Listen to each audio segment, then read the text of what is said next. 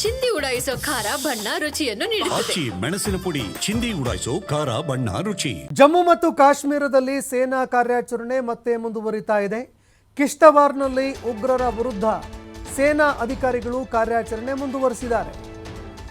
ಭಾರತೀಯ ಸೇನೆ ಕಿಶ್ತವಾರ್ನಲ್ಲಿ ಉಗ್ರರ ವಿರುದ್ಧ ಕಾರ್ಯಾಚರಣೆ ಮುಂದುವರಿಸ್ತಾ ಇದೆ. ಸಿಂಗಪೋರ ಪ್ರದೇಶದಲ್ಲಿ ಸೇನೆ ಹಾಗೂ ಉಗ್ರರ ನಡುವೆ ಗುಂಡಿನ ಚಕಮಕಿ ನಡೆದಿದೆ. ಸಿಂಗಪೋರ ಪ್ರದೇಶದಲ್ಲಿ 3-4 ಉಗ್ರರು ಅಡಗಿರುವಂತಹ ಶಂಕೆ ವ್ಯಕ್ತವಾಗಿತ್ತು.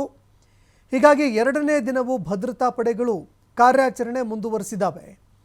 ಉಗ್ರರು ಅಡಗಿ ಕುಳಿತಿರುವಂತಹ ಸ್ಥಳಗಳು ಸಮೀಪಿಸ್ತಾ ಇದ್ದಂತೆ ಯೋಧರ ಮೇಲೆ ಗುಂಡಿನ ದಾಳಿ ಮಾಡಿದ್ದಾರೆ. ಉಗ್ರರ ಜೊತೆಗಿನ ಗುಂಡಿನ ಚಕಮಕಿಯಲ್ಲಿ ಓರ್ವ ಯೋಧ ಹುತಾತ್ಮರಾಗಿದ್ದಾರೆ ಅನ್ನೋ ಮಾಹಿತಿಗಳು ಲಭ್ಯವಾಗ್ತಾ ಇದೆ. ಸಿಂಗಪೋರ ಸ್ಥಳದಲ್ಲಿ ಹೆಚ್ಚುವರಿ ಸೇನಾ ಪಡೆಗಳನ್ನು ನಿಯೋಜನೆ ಮಾಡಲಾಗಿದೆ. ಅದೇ ರೀತಿಯಾಗಿ ಭಯೋತ್ಪಾದಕರನ್ನು ಹೊಡೆದು ಉರುಳಿಸುವಲ್ಲಿ ಸೇನೆ ನಿನ್ನೆ ತಾನೇ ಯಶಸ್ವಿಯಾಗಿತ್ತು. ಸಂಪೂರ್ಣವಾದಂತಹ ಪ್ರದೇಶವನ್ನು ಸುತ್ತುವರಿಯಲಾಗಿತ್ತು. ಕಿಶ್ತವಾರ ಸಿಂಗಪೋರಾದಲ್ಲಿ ಈ ಒಂದು ಗುಂಡಿನ ಚಕಮಕಿ ನಡೆದಿದೆ. ಗುಂಡಿನ ಚಕಮಕಿಯಲ್ಲಿ ಓರ್ವ ಯೋಧ ಹುತಾತ್ಮರಾಗಿದ್ದಾರೆ ಅನ್ನೋ ಮಾಹಿತಿಗಳು ಲಭ್ಯವಾಗ್ತಾ ಇದೆ.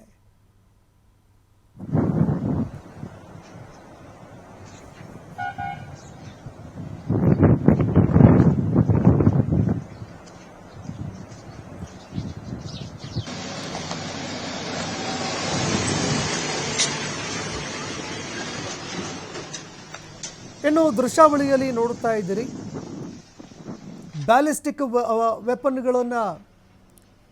ಬ್ಯಾಲಿಸ್ಟಿಕ್ ವಾಹನಗಳನ್ನು ತೆಗೆದುಕೊಂಡು ಸೇನಾಪಡೆ ಇದೀಗ ಕಾರ್ಯಾಚರಣೆ ನಡೆಸ್ತಾ ಇದೆ. ಕಿಶ್ತವಾರ್ನಲ್ಲಿ ಭಯೋತ್ಪಾದಕರು ಅಡಗಿ ಕೂತಿದ್ದಾರೆ ಅನ್ನುವಂತಹ ಒಂದು ವಿಚಾರ ಬೆಳಕಿಗೆ ಬಂದಿತ್ತು. ಇಬ್ಬರು ಭಯೋತ್ಪಾದಕರನ್ನು ಹೊಡೆದು ಉರುಳಿಸಿದರು. ಇದಾದ ನಂತರ ಮತ್ತೆ 3-4 ಭಯೋತ್ಪಾದಕರು ಈ ಭಾಗದಲ್ಲಿ ಅಡಗಿ ಕೂತಿದ್ದಾರೆ ಅನ್ನುವಂತಹ ಮಾಹಿತಿ ಲಭ್ಯವಾಗ್ತಾ ಇದೆ. ಹೀಗಾಗಿ ಈ ಭಾಗದಲ್ಲಿ ಇದೀಗ ಸೇನೆ ಕಾರ್ಯಾಚರಣೆ ನಡೆಸ್ತಾ ಇದೆ. ಸಂಪೂರ್ಣ ಪ್ರದೇಶವನ್ನು ಸುತ್ತುವರೆದಿರುವಂತಹ ಭಾರತೀಯ ಸೇನೆ ಭಯೋತ್ಪಾದಕರ ನೆಲೆಗಳನ್ನು ಅಂದರೆ ಉಗ್ರರ ಒಂದು ಸ್ಥಳವನ್ನು ಸಮೀಪಿಸ್ತಾ ಇದ್ದಂತೆ ಉಗ್ರರು ಗುಂಡಿನ ದಾಳಿ ಮಾಡಿದ್ದಾರೆ. ಈ ಗುಂಡಿನ ದಾಳಿಯಲ್ಲಿ ಓರ್ವ ಸೈನಿಕ ಹುತಾತ್ಮರಾಗಿದ್ದಾರೆ ಅನ್ನೋ ಮಾಹಿತಿ ಲಭ್ಯವಾಗ್ತಾ ಇದೆ. ಹೀಗಾಗಿ 3-4 ಜನ ಭಯೋತ್ಪಾದಕರನ್ನು ಹೊಡೆದು ಉರುಳಿಸೋದಕ್ಕೆ ಅಂತ ಭಾರತೀಯ ಸೇನೆ ಈಗ ಕಾರ್ಯಾಚರಣೆ ಮುಂದುವರಿಸ್ತಾ ಇದೆ. ಆಪರೇಷನ್ ಸಿಂಧೂರ ಬಳಿಕ ಭಯೋತ್ಪಾದಕರನ್ನು ಹೊಡೆದು ಉರುಳಿಸೋದಕ್ಕೆ, ಭಯೋತ್ಪಾದನೆಯನ್ನು ಸಂಪೂರ್ಣವಾಗಿ ಮಟ್ಟ ಹಾಕೋದಕ್ಕೆ ಅಂತ ಭಾರತೀಯ ಸೇನೆ ಕಾರ್ಯಾಚರಣೆ ನಡೆಸ್ತಾ ಇತ್ತು.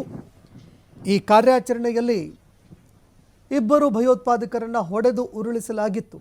ಇನ್ನೂ 3-4 ಜನ ಅಡಗಿ ಕೂತಿದ್ದಾರೆ ಅನ್ನುವಂತಹ ಮಾಹಿತಿ ಲಭ್ಯವಾಗುತ್ತೆ. ಹೀಗಾಗಿ ಸಂಪೂರ್ಣ ಪ್ರದೇಶವನ್ನು ಸುತ್ತುವರೆದು ಕಾರ್ಯಾಚರಣೆ ನಡೆಸ್ತಾ ಇರಬೇಕಾದ್ರೆ ಸೇನೆಯ ಮೇಲೆ ದಾಳಿ ನಡೆಸಿದ್ರು ಭಯೋತ್ಪಾದಕರು. ಈ ಗುಂಡಿನ ದಾಳಿಯಲ್ಲಿ ಓರ್ವ ಸೈನಿಕ ಹುತಾತ್ಮರಾಗಿದ್ದಾರೆ. ಇದಾದ ಬಳಿಕ ಸೈನಿಕರು ಇದೀಗ ಸಂಪೂರ್ಣ ಪ್ರದೇಶವನ್ನು ಸುತ್ತುವರೆದು ಕಾರ್ಯಾಚರಣೆ ಮುಂದುವರಿಸ್ತಾ ಇದ್ದಾರೆ.